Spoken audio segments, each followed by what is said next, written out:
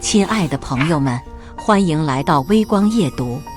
闺蜜在顶级餐厅用我的穷酸取悦金主，她抢走服务生给我的止痛药，穷人就该忍一忍。金主夫人冷笑附和：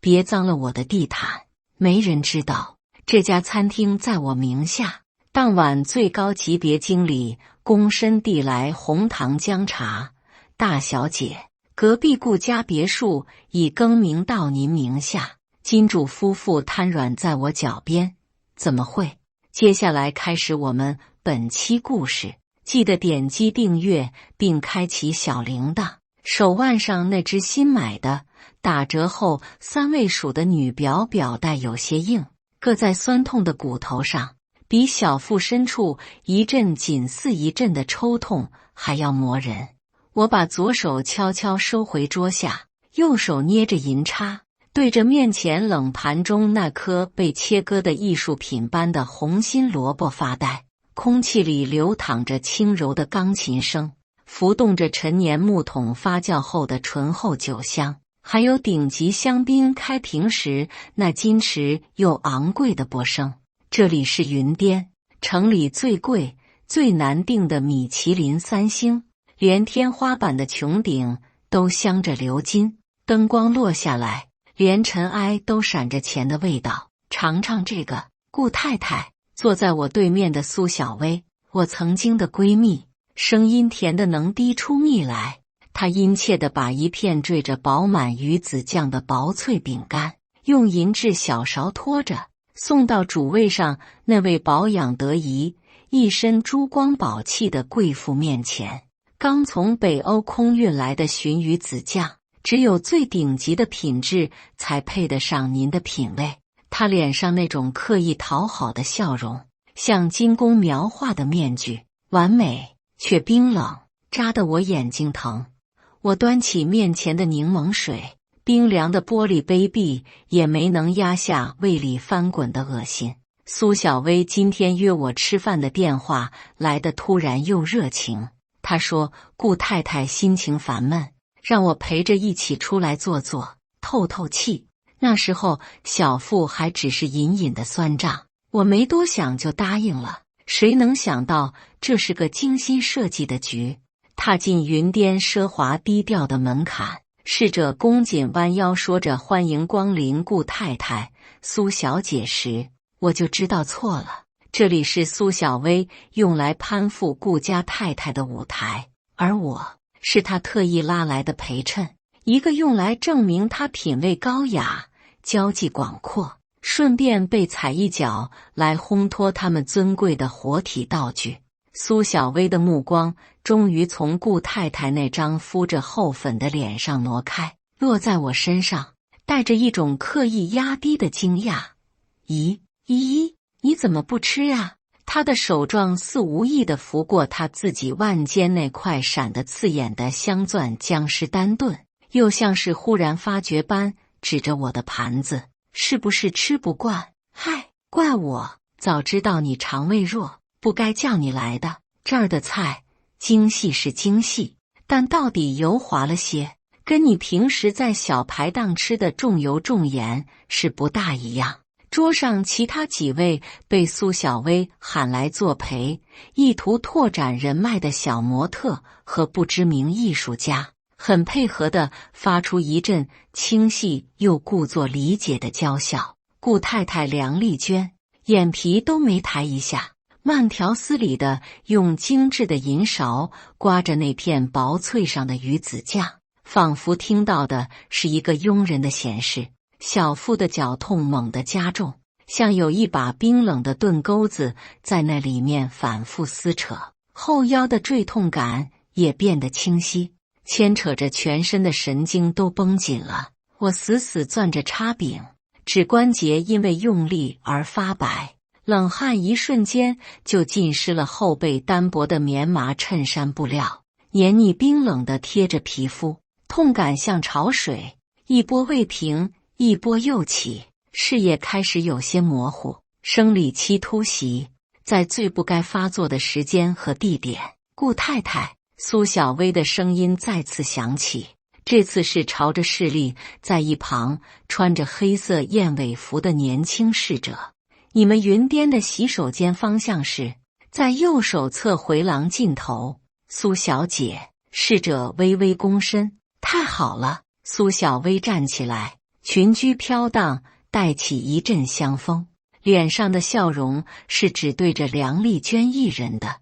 我陪您过去补个妆。哎呀，您的皮肤状态真是好，一点都看不出上了年纪。梁丽娟矜持地抿唇一笑，扶着苏小薇的手臂站了起来。我看着他们起身离开的背影，那抽痛猛地炸开，眼前阵阵发黑。不行，必须立刻吃药。我颤抖着手伸进那个被苏小薇嗤笑为地摊货的帆布包深处摸索。每次出行前习惯性放进去的药盒还在，药板抠出来，锡纸刺来一声响。依依，苏小薇的声音陡然在很近的地方响起，像淬了冰。我一惊，药片差点掉在铺着昂贵纯白台布，一角绣着暗金荆棘花纹的桌面上。猛地抬头，他已经站在桌旁，梁丽娟也在几步开外停住，正皱着眉看向我手里那片小小的白色药丸。苏小薇的眼神变得锐利，带着一种猎手终于等来了出手机会的兴奋。你在干什么？他声音不高，但足够让桌边剩下的几双眼睛都聚焦过来，那眼神里的鄙夷和得意毫不掩饰，仿佛我手上拿着的不是止痛药，而是一包见不得光的白粉。我喉咙干涩，胃里那股恶心感翻涌上来，胃有点不舒服。吃颗药。胃药。苏小薇像是听到了天大的笑话，她猛地伸手，动作快得像毒蛇吐信，冰凉滑腻的指尖划过我的手背，然后狠狠捏住了那片小小的白色药丸。布洛芬胶囊。胃药需要这么偷偷摸摸？他2根手指捻着那白色胶囊，在包厢水晶吊灯过分明亮的光线下，像是高举着战利品，给所有人展示着。林依依，我认识你多少年了？你这个月什么时候闹胃了？怕不是？他的目光锐利如刀子，刮过我的脸，最后定格在我因痛楚而微微蜷缩的腰腹位置，嘴角勾起一丝刻毒的弧度。痛经吧？啪嗒一声轻响，在那片令人窒息的安静里，这声音格外清晰，是那颗小小的白色药丸被苏小薇毫不吝惜地像丢掉垃圾一样轻轻松松地随手扔在了桌脚下那厚厚的手工地毯上。深蓝色的地毯有着奢华繁复的暗纹，那颗药丸落下去，瞬间被浓密的绒线吞没，只留下一个几乎看不见的细微凹陷。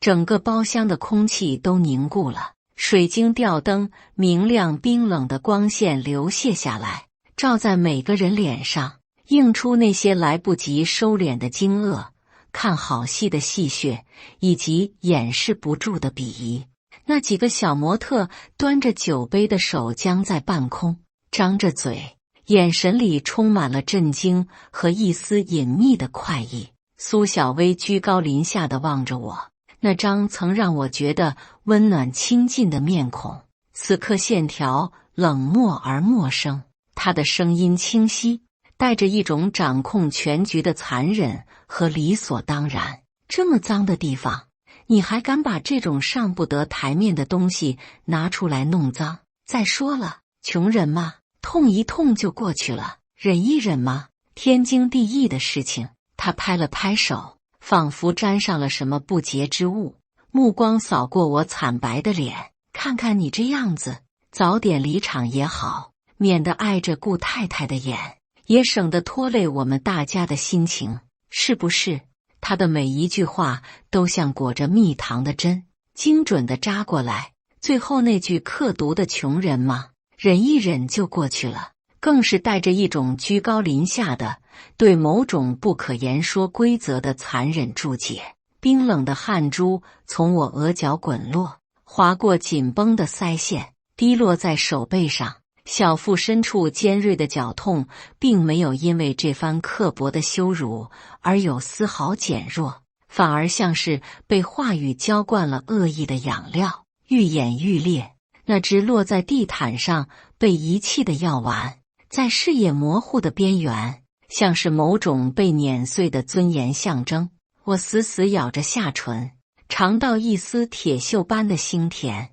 没有人说话，空气沉重的仿佛能凝出水来。所有人都看着我，目光里混杂着各种各样的情绪，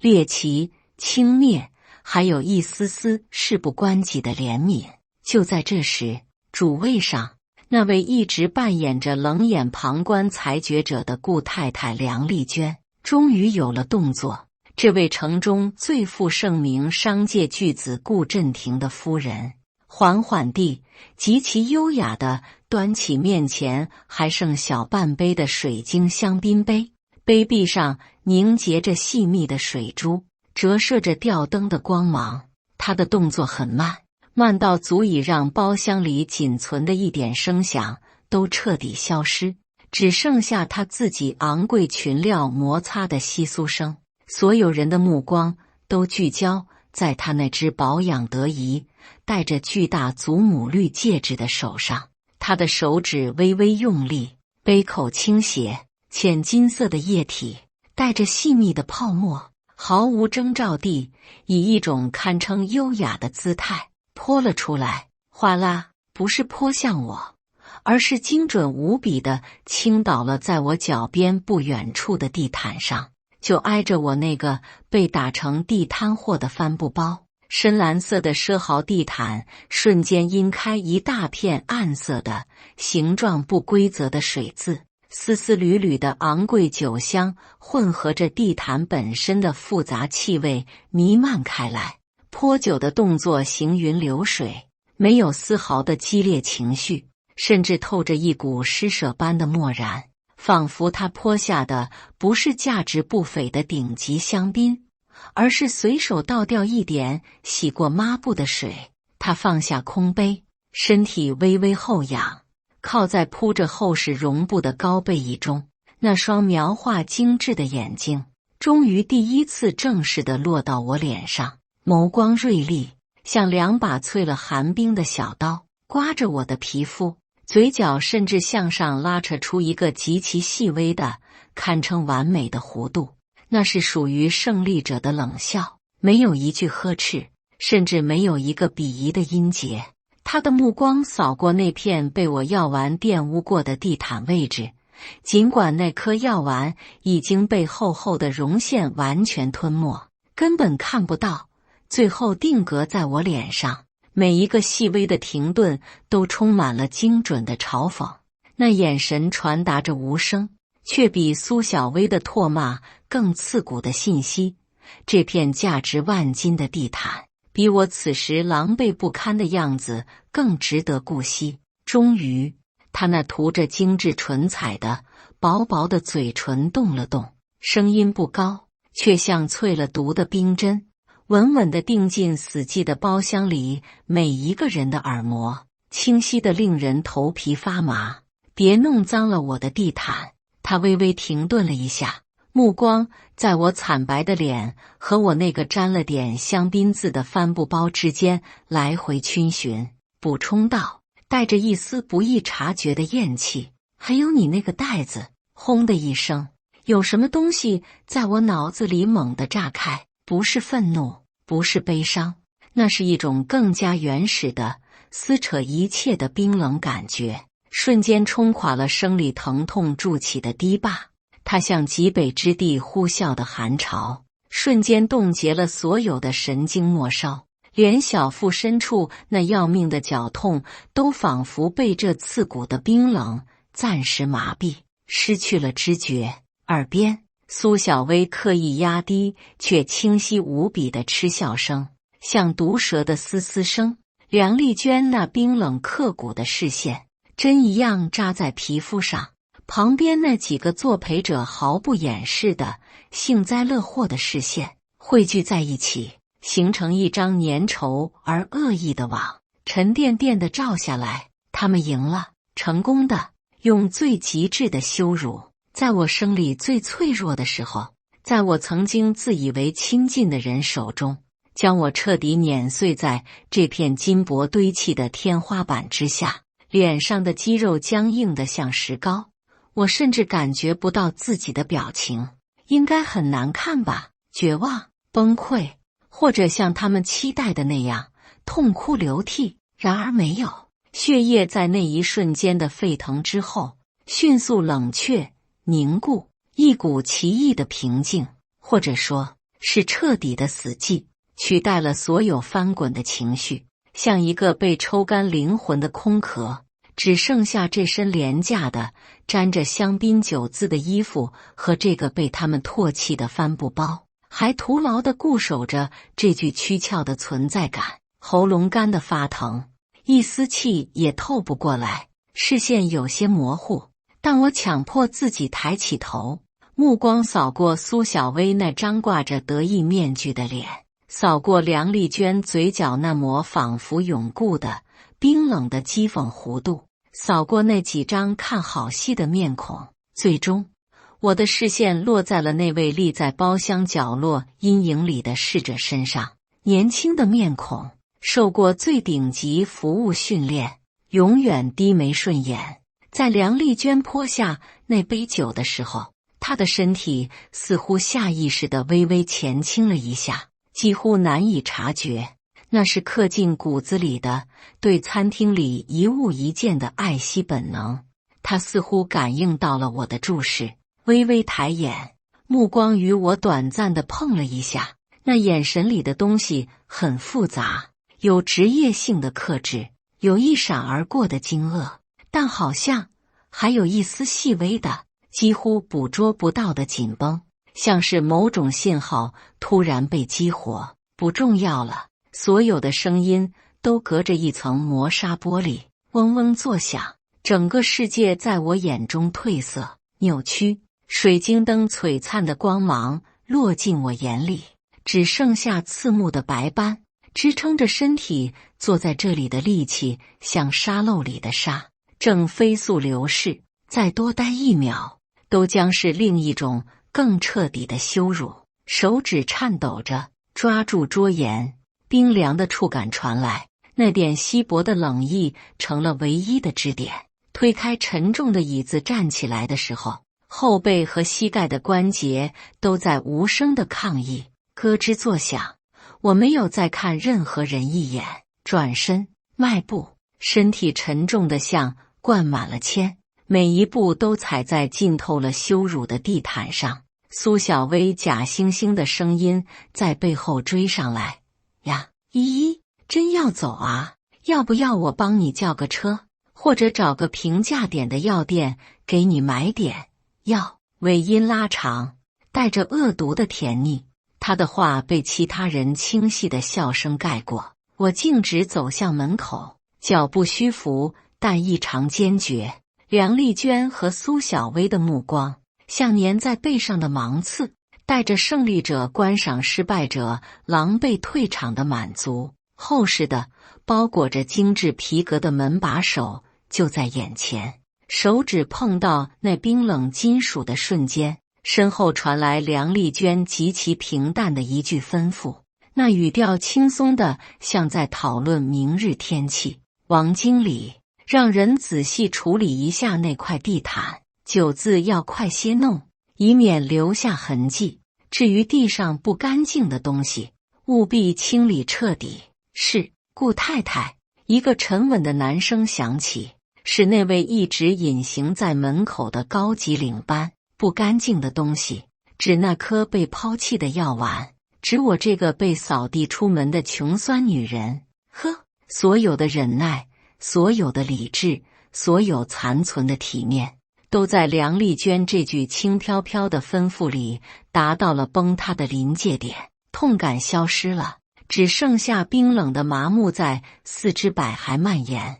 我猛地拉开沉重的包厢门，外面的回廊灯光柔和，照在同样华美的地毯上，却让我感到一阵阵眩晕。空气中高级香薰的气味也变得令人作呕。扶着冰冷的、贴着进口大理石的墙，身体几乎不听使唤地往下滑，视野的边缘开始发黑。生理期的虚弱和刚才那场耗尽所有精神的羞辱风暴，最终在这远离硝烟的回廊角落里，联手向我发起了最后的清算。我蜷缩着，脸抵着冰冷光洁的墙面，唯一的感觉是冷，透骨的冷。意识在坠入黑暗的边缘挣扎，也许就这样昏过去也好。睡在云巅华贵的大理石走廊上，多应景的一个笑话。就在视野即将被完全吞没的前一秒，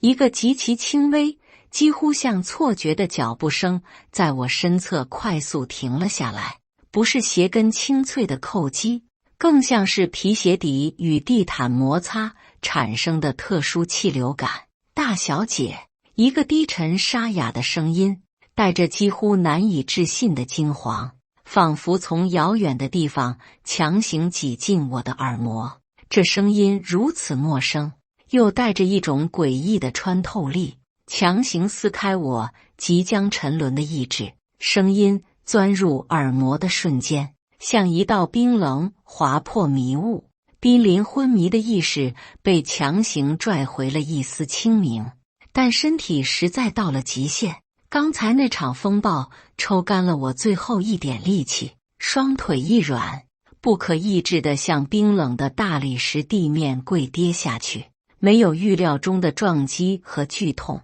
预想中身体砸在坚硬大理石上的剧痛并未传来。一条有力的手臂以不可思议的速度和精确，稳稳地兜住了我下沉的肩膀和腰背，像一道坚硬的屏障，把我下坠的趋势完全截停。同时，一只微凉的手几乎同时轻柔地托住了我的小臂，力道拿捏得极好，既提供了支撑，又避开了任何多余触碰带来的不适。我像是被悬在了半空，后腰和小腹的坠胀尖锐依旧，但被外力稳定住的失控感多少让身体紧绷的肌肉得到了一丝喘息的机会，随之而来是更深的疲惫和铺天盖地的酸软，只想就此瘫倒下去。那个低沉沙哑的声音再次响起，这次离得更近，几乎贴着我被冷汗如湿的鬓发，带着喘不过气来的凝重。大小姐，您怎么样？大小姐，这三个字像冰冷的铁锤，猛地砸在我混沌一片的脑海中央，激起一片巨大的空白的轰鸣，强烈的眩晕感铺天盖地。我被这荒谬绝伦的称呼弄得眼前阵阵发黑，是痛得太厉害幻听了，还是那个侍者被苏小薇他们指使，在这走廊上表演什么新的羞辱戏码？他们连让我安静地晕过去的权利都要剥夺。愤怒混合着茫然，在虚弱的身体里冲撞，反而带来一丝支撑的力气。我用力眨掉蒙住视线的生理性泪水，终于看清了面前半跪着的托扶住我的人，不是刚才包厢里那个年轻的侍者，也不是门口那个应和的领班。眼前的人穿着一尘不染的铁灰色西装三件套，剪裁考究到了极致，没有领结，领口微微敞开，露出里面一丝不苟的黑色衬衫。他约莫50岁左右，面容极其冷峻，像用花岗岩雕刻而成，眉眼之间沉淀着一种不怒自威、久居人上的深邃气势，却又被此时此刻显而易见的焦灼撕裂了往日的沉稳。那绝非普通酒店管理人员的风范，他的每一个细微动作都透着常年掌控巨大资源与权力所形成的无法刻意模仿的气场。此刻，这份平日里足以震慑他人的气度，全部化作了对我安危的惊恐和担忧。他的眼神那么深，像幽潭，紧紧攫住我，里面翻涌着的情绪如惊涛骇浪，震惊、痛惜、难以置信的愤怒，以及一种刻骨的仿佛自己犯了重罪的惶恐。这张脸，我绝对见过，不是在这个餐厅，是在林家老宅的书房里，在巨大的投影屏幕上，在那份父亲临终前交付我，详细记载着林家所有分散在全球、庞大到令人瞠目的隐秘资产及核心管理人的加密文件档案里。我见过这张脸，在那些排列整齐的资产分类条目中。云巅，这座城中最顶级的餐饮名片，赫然在列，而它背后真正的持有方是一个完全独立且与家族公开业务切割干净的离岸壳公司，其唯一的实际控制人名字是我林依依，而这个男人温远山，正是那份文件里父亲用最严厉笔触标注的，掌管着集团庞大信息中枢和核心资源网络的影子管家。喉咙干得厉害，一个名字哽在嗓子眼，像烧红的烙铁。温远山那双深沉如夜的眼眸里，所有的惊涛骇浪都凝固了，只余下几乎灼烧起来的铺天盖地的痛心。他扶着我的手臂微微绷紧，似乎在强压着某种几乎要将他自己焚毁的愤怒。是我，大小姐。他的声音更低哑得厉害，每一个字都像在砂纸上重重摩擦过。对不起，是我晚到了一步。他看着我被冷汗浸湿的鬓角，惨白的没有一丝血色的嘴唇，还有眼睛里那层尚未散尽的绝望和麻木。那双常年古井无波的眼中，第一次流露出了深可见骨的痛楚和自责。让您在这种地方受了这等奇耻大辱。他最后几个字几乎是从牙缝里挤出来，带着钢铁被强行拗断的森然冷意。我下意识地摇头，动作牵动了脆弱的神经，小腹又是一阵尖锐的绞痛，眼前金星乱冒。别动！温远山的声音骤然紧绷，像拉满的弓弦。他立刻朝走廊另一头做了个极其简洁凌厉的手势。几乎在同一秒，一个穿着雪白厨师服、头顶高耸白帽的身影，像从空气中凝形出来一般，悄无声息地端着一个托盘疾步而至。空气里随即弥漫开一股温暖熟悉的味道，浓郁且带着一点微辛的姜香，混合着红糖特有的甜暖气息。那个面庞方正、眼神精悍的顶级厨师，躬身托举的托盘上，不是什么冷盘甜点，而是一只晶莹剔透的古瓷小碗，里面盛满了热气腾腾、色泽温暖的液体。碗壁上凝结的水珠像温暖的泪滴。大小姐，厨师的声音恭谨无比，眼神却带着对某种暴行的绝对冷厉。厨房紧急调配的最高年份的黑糖，顶级肉姜馅榨汁，放了古法熬制的玫瑰红糖蜜调和。您快！温热的气息靠近脸颊，那碗熬的浓郁的姜茶被小心翼翼地送到唇边，那股带着暖心甜香的气息扑鼻而来，像无形却温暖的手，瞬间包裹住冰冷僵硬的躯体。小腹深处那磨人的坠胀和尖锐的绞痛，似乎被这纯粹的热力隔空预贴了一下，竟奇异地得到了一丝微弱的缓解。一丝暖意顺着喉咙滑入冰冷的躯壳深处，像投入寒潭的一颗小小的火种。温远山一直半跪着，稳稳托扶着我的臂膀，那双能看透市场诡谲风云、操纵庞大资产的眼睛，此刻死死地盯着我喝下姜茶时细微的表情变化。直到他看到我机不可察的稍稍放松了一下因剧痛而紧蹙的眉头，它冷硬的像石刻般下颌线条才稍微缓和了1毫米的弧度。就在那口暖流刚刚顺着食管下行，试图去安抚那片冰冷疆域的时候，温远山手腕上那块看似低调的腕表，其深灰色的钛金表盘边缘，一道极为纤细幽冷的蓝色光带急促地闪烁了一下，没有声音。他的身体瞬间绷紧如出鞘的利刃，他低头，目光闪电般扫过腕表内侧一个微小的几乎可以忽略的副屏，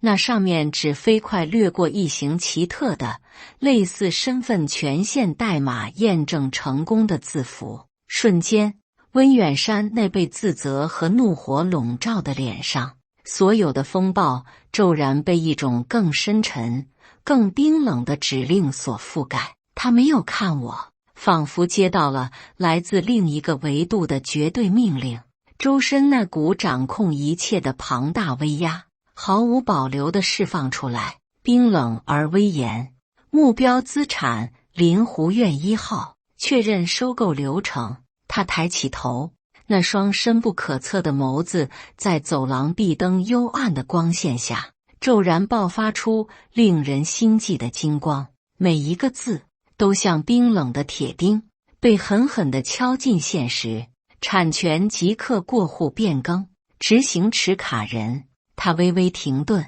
声音陡然拔高，带着一种近乎宣告神谕般的穿透力，清晰地吐出那个名字：林依依小姐。林依依这3个字，在寂静悠长的走廊里，像一颗无声爆裂的超新星。温远山的指令清晰得如同金铁交明，没有一丝感情，只有纯然的执行效率和命令的权重。那3个字还在空气里回荡，沉沉的，带着宿命的凉意，灌入我因失血而疼痛，又因惊愕而麻木的耳膜。空气里暖心的姜茶甜香似乎也被瞬间冻结，大脑宕机了大约 0.5 秒。林依依，持卡人，即刻变更，这些词被刚才那场羞辱风暴和生理剧痛揉搓成模糊的碎片，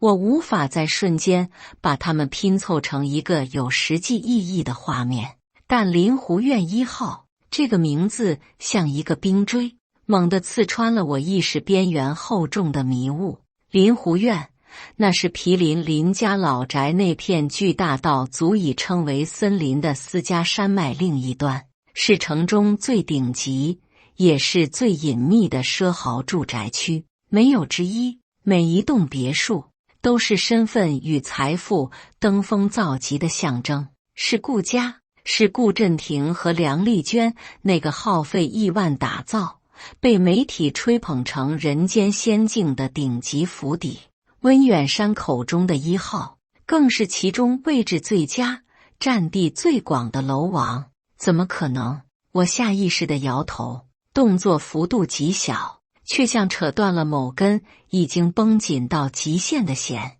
身体里勉强被那口热茶压下去的疼痛和不属于自己的冰冷威压感瞬间失衡。眼前温远山冷峻的面容和身后端着姜茶的厨师模糊的重影剧烈摇晃，天旋地转间，意识终于彻底沉入一片无边的黑暗，身体好像漂浮在温暖的海水里。那股磨人的坠痛终于被妥帖地安抚下去，只剩下深层疲惫后的酸软无力。意识一点点从粘稠的黑暗深处挣脱出来，恢复了对光线的感知。没有刺目的水晶吊灯，没有昂贵地毯的花纹，视线所及是柔软干净的暗金色天花板，镶嵌着极其柔和的光带。空气里弥漫着一种极其清雅、昂贵的木质香，带着一丝若有若无的安神作用，能让人紧绷的神经不由自主地舒缓下来。我正躺在一张极为宽大舒适的云床上，丝绒被褥的手感难以形容的细腻，身下是恒温的水疗按摩系统在轻柔运作，恰到好处的热度和波动缓解着腰背的僵硬。这是一间巨大而低调的房间，每一处细节都透出一种不张扬的极致奢华，不是酒店总统套的样板间感，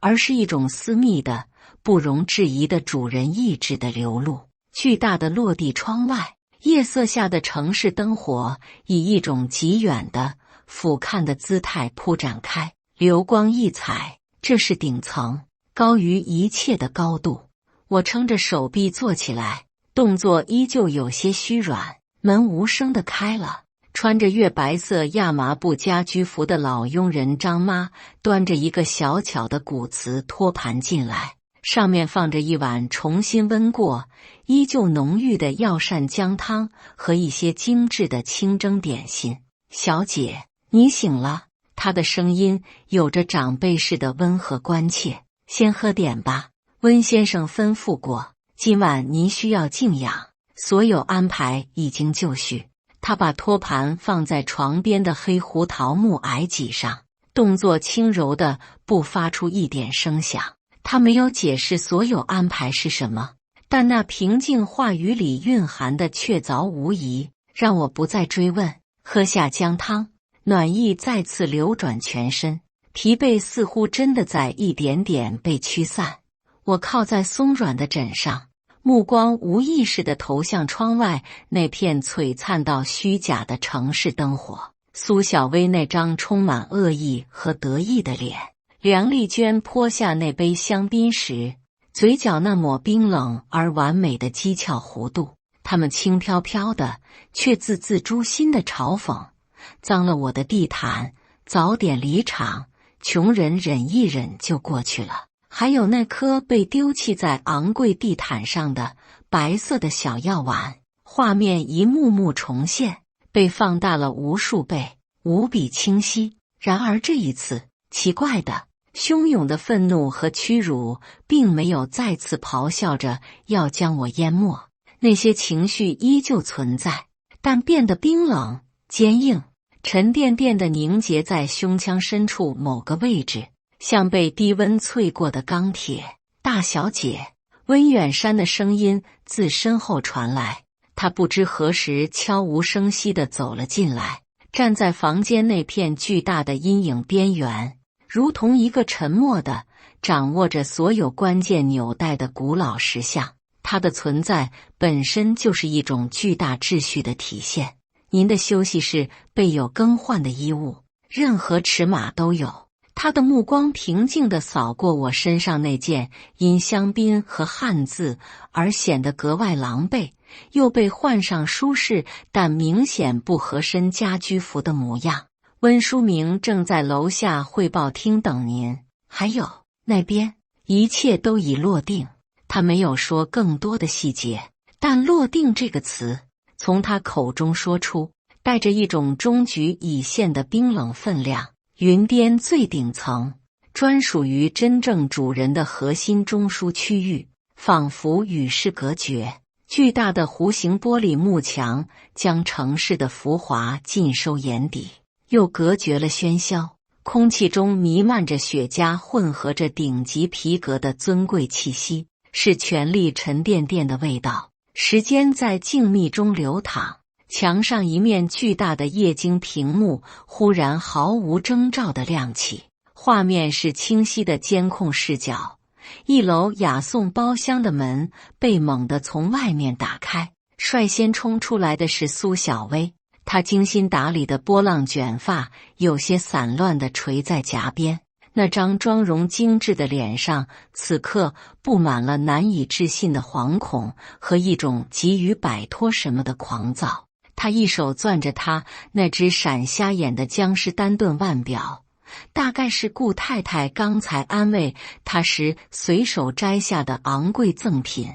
另一只手还残留着拉扯梁丽娟手臂的姿势。他几乎是拖着、推搡着那位尊贵的顾夫人往外走。快走，快走！苏小薇的声音通过连接的监控拾音设备清晰地传了出来。尖利刺耳，撕裂了之前的优雅假象，带着溺水者般的惊惶。梁总，不能再待了，这地方邪门。那些侍应生的眼神，那经理的眼神，他刚才看你，看我们的眼神不对，那是看。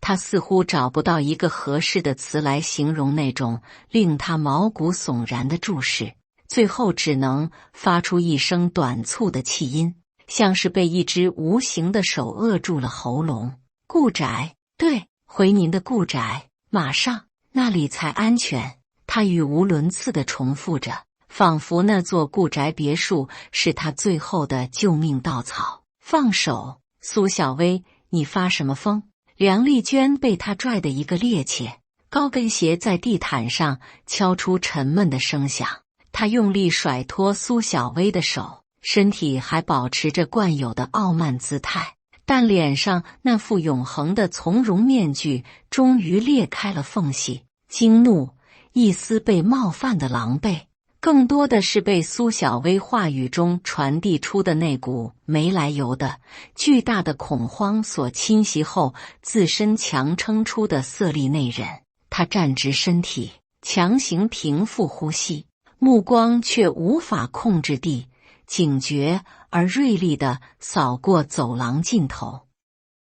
然而，走廊安静得如同坟墓，只有几位穿着统一制服的侍应生安静地如同预设好程序的机器人般在各自的位置上垂手而立。这种超出寻常的寂静反而像无声的警告，进一步放大了苏小薇话语里的恐惧。梁丽娟的眼神剧烈地闪烁着，胸口起伏明显加快。她盯着那个侍应生几秒，猛地转身，连看也没再看苏小薇一眼。高跟鞋在地毯上急促地敲击着，几乎是小跑着朝门外走去。那份雍容彻底被一种急于逃离的仓皇取代。苏小薇愣了一下，随即像被打醒的猢狲，连滚带爬地紧跟其后，一边还下意识地回头张望，那眼神像是怕有什么东西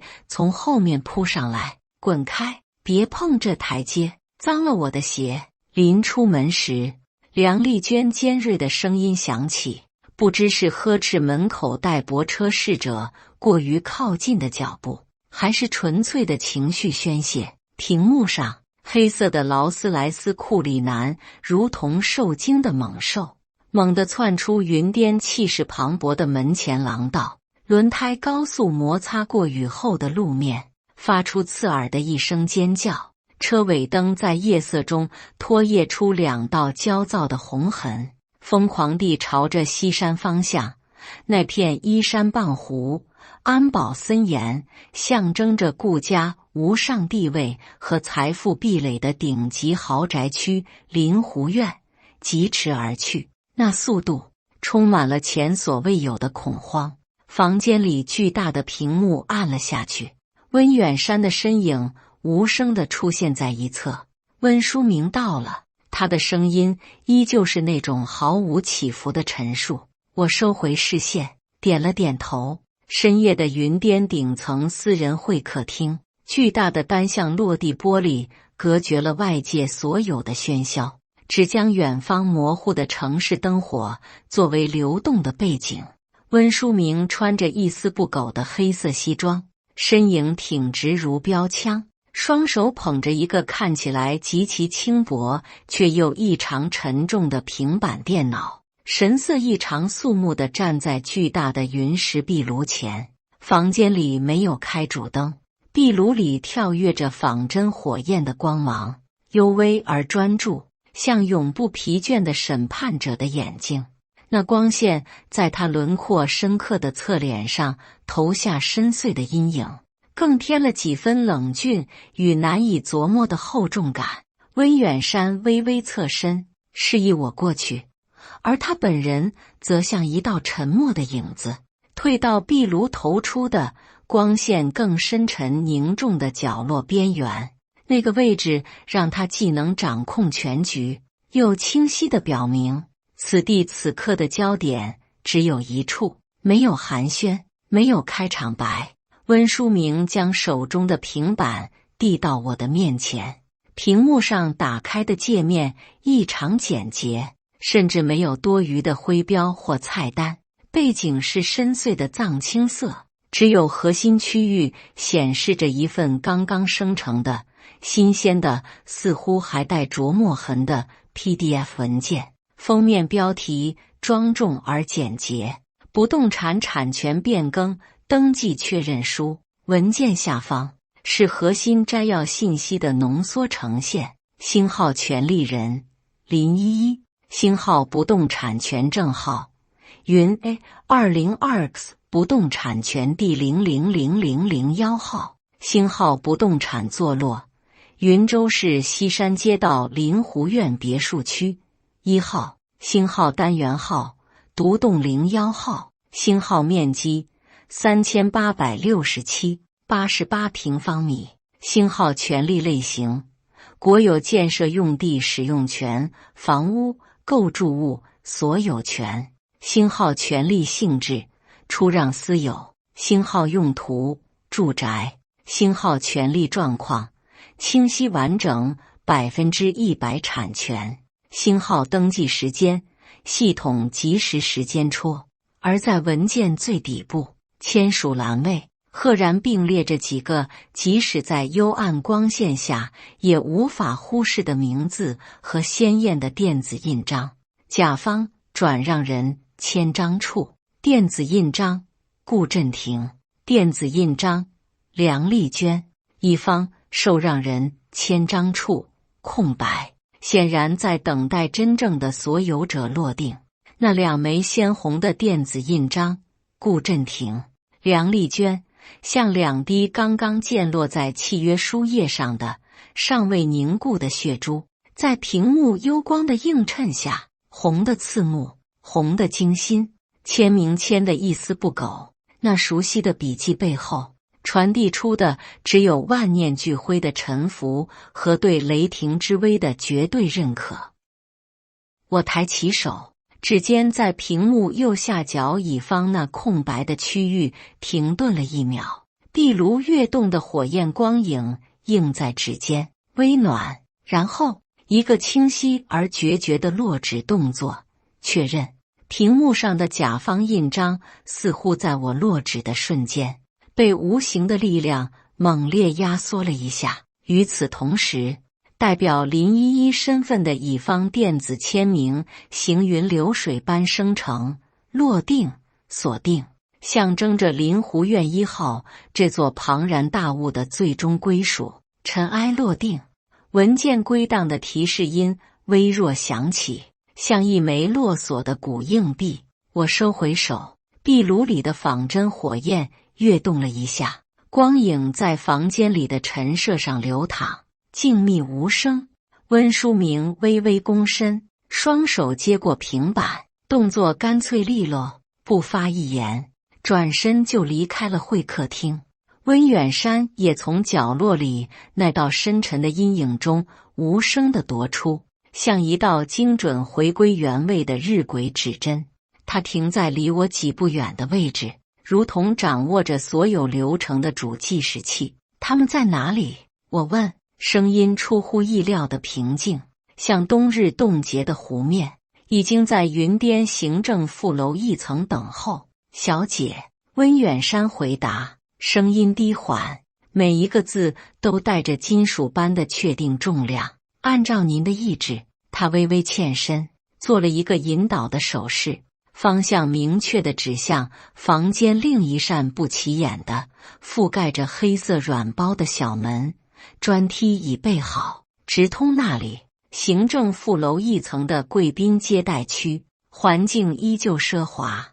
但气场却与主楼的纸醉金迷截然不同。这里私密、幽静，充满了权力无声碰撞的张力。墙壁是深沉的胡桃木色，天花板极高，深邃的穹顶上只悬着一盏巨大的、由无数水晶棱面组成的几何吊灯。灯光并未全开，只有中心几束冷白色光源精准地投向地面，将那组孤零零放置在房间中央的宽大昂贵的沙发笼罩其中，而房间的其余部分则沉没在一种刻意营造出来的压抑的深蓝色阴影里，光线只恰好勾勒出那些等候在墙壁阴影中如同雕塑般的逝者的轮廓。空气里不再是昂贵的香氛，而是一种绝对的没有任何气味的空无，静得可怕。顾振庭和梁丽娟就坐在那片被光束聚焦的沙发区中央。曾经在商业杂志封面上意气风发，在财富论坛上指点江山的顾振庭，此刻僵硬地坐在宽大的沙发里，却像被无形的铁箍捆着。昂贵的阿玛尼高定西装领口微敞，头发一丝不乱地往后梳着，但那头精心打理的头发却无法掩盖他侧脸的青灰色死灰和太阳穴旁因极度紧张而剧烈跳动着的青筋。他的背脊挺得笔直，但那紧绷的姿态更像是一具强行撑起的躯壳，每一寸肌肉都在抵抗着彻底瘫软下去的冲动。一只手放在膝盖上，五指死死收拢，指关节因为过分用力而呈现一种病态的苍白，手背上暴起的血管清晰可见。而梁丽娟，那个在数小时前还傲慢地用香槟泼洒轻蔑宣判我弄脏地毯的女人，失去了所有精致的优雅。她蜷缩在沙发的另一角，身体紧紧贴着扶手，昂贵的丝绒裙子已经揉出了无法忽视的褶皱，那张敷着厚粉的脸失去了血色，惨白的如同新血，精心描画的眼线因为眼泪或许是冷汗而晕染开，在眼睑下方形成两道滑稽而狼狈的黑灰色印记。他的一只手神经质地抠挖着另一只手腕上那只价值连城的翡翠手镯，细碎的摩擦声在死寂中显得格外刺耳。他死死低着头，目光仿佛被定在了自己裙子上那片早已干涸，却在他此刻感知中被无限放大的香槟字水印上。那是他几个小时前玷污我的铁证，现在成了审判自身的烙印。整个身体的线条都在细微地无法抑制地抖动着，如同风中的枯叶。整个空间笼罩在巨大的无形的压力之下，无人说话。死寂中能听到空调出风口极其低微的送风声，像垂死者细弱的呼吸。顾振庭的身体猛地移动，如同一尊不堪重负的石像将要崩塌前的征兆。坐在他身旁的梁丽娟像是被这细微的动静电击了一下，发出一声极力压抑却还是从喉咙深处挤出来的短促而尖锐的气音。那声音尖锐的像猫被踩了尾巴，瞬间撕裂了这令人窒息的死寂。这一声失控的惊喘像一个无形的开关，咔嗒，极其细微，轻如落叶坠地，却又清晰无比地落在每个人绷紧的神经上。是贵宾区入口那扇厚重的胡桃木门锁被从外面打开的声音，不是旋转把手那种机械摩擦声，而是某种极其精密控制的机构滑动解除的脆响，微小却宣告着某种被隔绝时间终结的声音。门缓缓向两侧无声地划开一道缝隙，房间里的气压瞬间被搅动，阴影中的逝者们依旧垂手肃立，但站立的姿态似乎更加静止了一分，如同时间被施了魔法。顾振庭猛地挺直了本就僵直的脊背，脖颈上的肌肉瞬间绷紧，青筋奋张，那双死死盯着房间尽头黑暗门廊方向的眼睛，眼白瞬间布满细密的血丝，连呼吸都彻底停滞了。胸膛只有恐惧带来的剧烈起伏，喉结上下滚动，却挤不出一丝声响。旁边沙发上梁丽娟的身体抖得更加厉害，指甲几乎要抠进昂贵的沙发皮质里。她极力埋着头，仿佛只要低得足够低，就能从这即将到来的风暴中躲过去。门开处的光线被一道修长的人影切断，高跟鞋落在地面厚重地毯上的声音轻微的机不可闻，但又像直接踩在紧绷的心脏上，哒哒哒，一步一步，节奏清晰恒定，不是故作姿态的拖沓，而是带着一种毋庸置疑力量的步伐。我走了进来，身上不再是那件沾了香槟渍、被唾弃为上部的台面的棉麻衬衫，暗金色织锦的衣料在精心设计的冷光源下流淌着一种内敛而沉重的光晕，仿佛凝固了10000年的矿脉精髓。剪裁极致简约，没有繁复的钉珠或装饰，只有一道利落的斜线从肩部流畅落下，勾勒出毫不张扬却绝对不容侵犯的轮廓。那是专属顶级高定的符号，不需要任何品牌标识的炫耀，本身的气场就是无言的诏书。脸上带着一种绝对的平静，没有在云巅顶层睥睨一切的锋芒毕露，也没有在洗手间回廊里崩溃边缘的绝望脆弱，只有一种极致的，如同深海冰川般的静穆，仿佛刚才在那最高处发生的不动产权变更，不过是一件最稀松平常的日常指令的下达。我的目光没有任何停留地扫过沙发区域那2个因我踏入而骤然凝固的身影，那不是注视，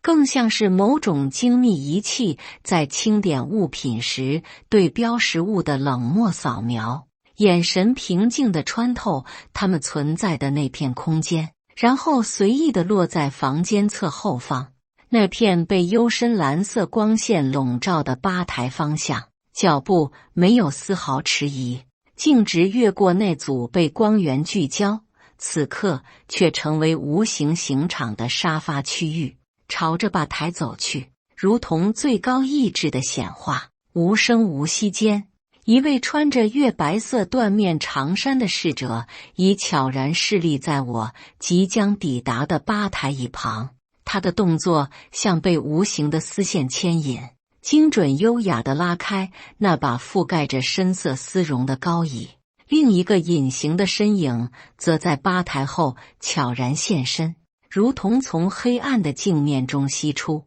流畅地拿起那冰镇在雪白冰桶中瓶身已凝结出细密水珠的巴黎之花。瓶塞离开发出的啵声，在这针落可闻的空间里被无限放大，清脆的像叩击灵魂的钟磬。侍者小心地托起醒酒器倾斜，那带着独特矿石气息与细腻果香气息的金黄色液体，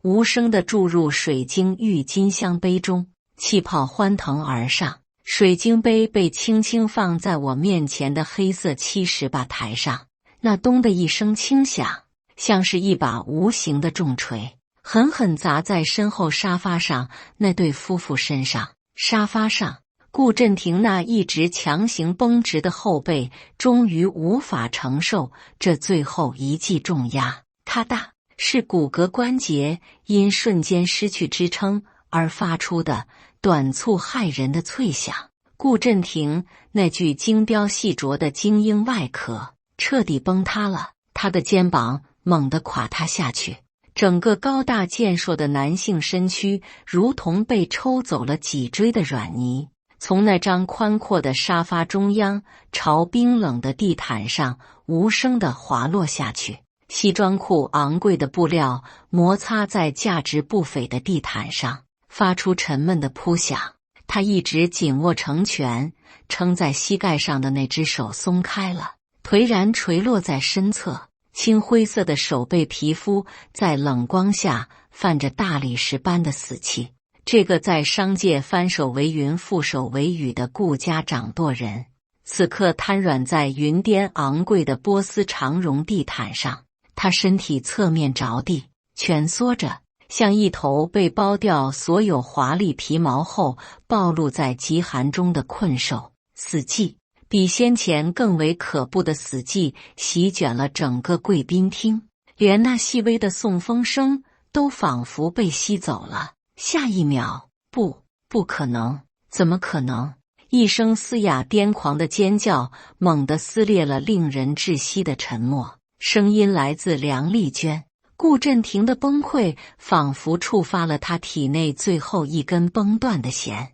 他像一头受伤又被彻底激怒的母兽，猛地从沙发角落弹射而起。他根本没有去看地上瘫软如泥的丈夫，那双晕染得如同恶鬼般的眼睛，里面燃烧着疯狂的血红火焰，死死地穿透空气般定在我的背上。那个随意地坐在高脚椅上，平静地抿了一口顶级香槟，仿佛他们全然不存在的背影上。是你林依依搞的鬼！他尖叫着，声音扭曲变形，失去了所有贵妇的体面，只剩下歇斯底里。你到底用了什么下作肮脏的手段，感动我顾家的根基？林湖苑1号是我顾家的脸面，是振廷半生的心血，你想毁了他？做梦！他的嘶喊在空旷的大厅中回荡，疯狂而绝望。林依依，他似乎积蓄了全身的力气，试图冲过来，双手在空中徒劳地抓挠，像是要扑上来撕扯。你一个靠着男人包养才能活的下贱东西，凭什么？你到底凭什么？他语无伦次地重复着，声音因为巨大的恐惧和愤怒而破裂不堪。就在梁丽娟冲下沙发边缘，脚步踉跄着几乎要冲过来的瞬间，从她身侧那片沉寂的深蓝色阴影里，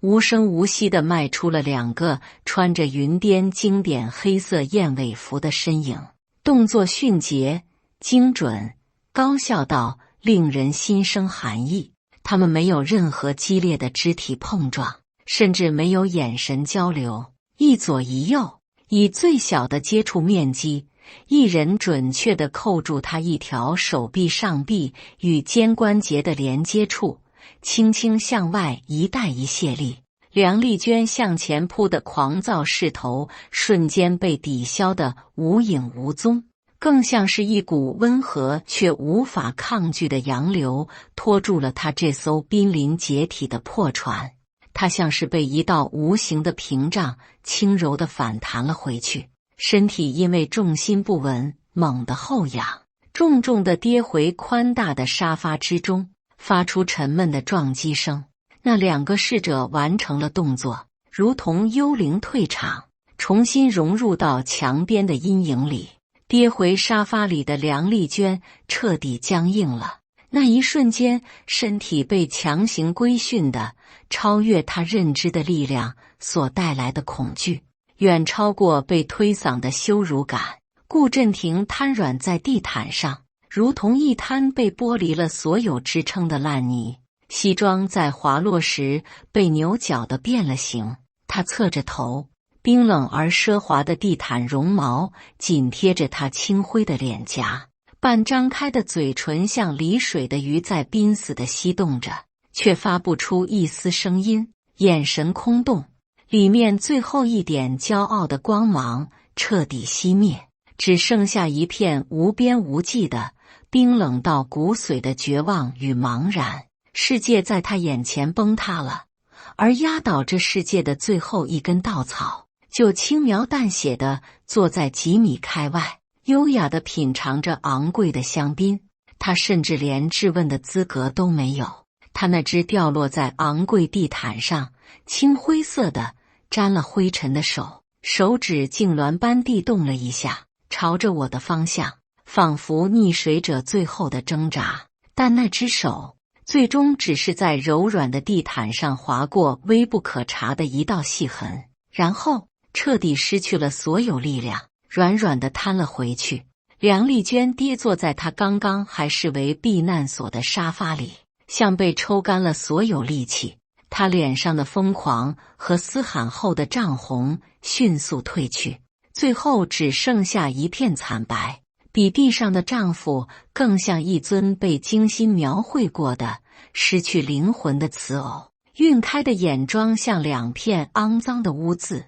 在他绝望的失去焦距的瞳孔边缘流淌，嘴唇哆嗦着，所有的诅咒和质疑卡在喉咙深处，变成了一种连他自己都无法理解的细小而持续的呜咽。他甚至不敢抬头再看前方吧台的位置，整个贵宾厅彻底被一种沉重的令人窒息的寂静所统治。壁炉里仿真火焰的投影在墙壁上无声地跳动，光影缓慢地移动。终于，我将手里的水晶杯轻轻地放回到70吧台上，杯底与坚硬的台面接触，发出清脆却异常沉重的一声叮，如同审判落锤的轻响，清晰地敲在场每一个人的神经末梢上。我站起身，暗金色的织锦礼服下摆拂过冰冷的高脚椅边缘垂落下来，那衣料在光影中仿佛活物，带着一种沉静流淌的威严气息。没有再回头看那对连呼吸都变得微弱不堪的夫妇一眼，脚步重新响起，朝着那扇刚刚被打开的通往贵宾区之外更深层空间的胡桃木门走去。高跟鞋的扣击依旧是那恒定不变的节奏，沉稳而清晰，像某种倒计时的结束。哒哒哒，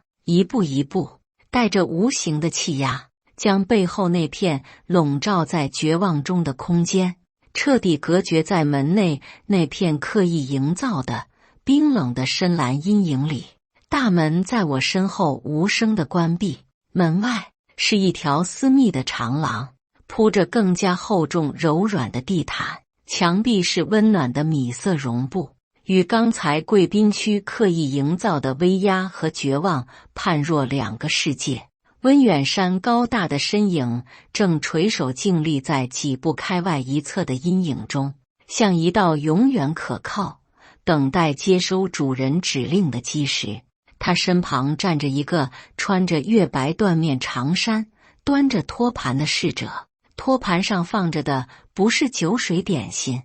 而是一只小巧的青花骨瓷盖碗，正悠悠地冒着温暖的白色蒸汽。空气里瞬间弥漫开那熟悉的温暖醇厚的姜糖和红枣的甜香。脚步声在他身前停止，温远山抬起眼，他递上来的不是茶碗，而是一个崭新的带着温润皮质触感的文件包。文件包的口没有闭合，里面静静躺着一枚钥匙，造型极其简洁古朴，带着沉甸甸的金属质感，折射着壁灯幽光。文件袋表面的标签清晰地印着临湖苑1号主要及全户禁密文件，在下面静静地嵌着一张精致的有着繁复暗金色烫印的黑色卡片。那卡片没有任何字迹，没有名字，只在卡面中央偏上的位置烙印着一个极其醒目的标识，一朵栩栩如生由无数细微晶亮片镶嵌构成的赤红色莲花轮廓，花瓣恣意舒展，线条流畅的仿佛下一秒就会随风扬起。那红色不张扬，却有着一种从极深岩浆中淬炼出的纯粹与炽热，在灯光下似乎隐隐流动着内蕴的生命力。所有相关文件的副本及执行记录已经归档至加密中枢。温远山的声音低沉平稳，清晰地流淌在安静的长廊里，像是在做例行的汇报，又像是在完成一个仪式的最后章节。您的意志已得到彻底贯彻。我伸出手，指尖触碰到文件袋表面那冰凉的、压印有家族徽文暗格的顶级小牛皮，那枚沉甸甸的、象征着临湖苑1号最终归属的古老黄铜主钥匙，安静地躺在文件袋的夹层中，泛着冷金属的光泽，指尖掠过，最终落在那张冰冷的莲花黑卡上。另外，温远山停顿了一瞬，声音压低，透出一丝极其慎重的确认意味。老爷临终前托付的那件东西，也已自银行核心金库起出，安全送至顶层密室。指纹、虹膜、声纹以及灵魂波长4重动态密匙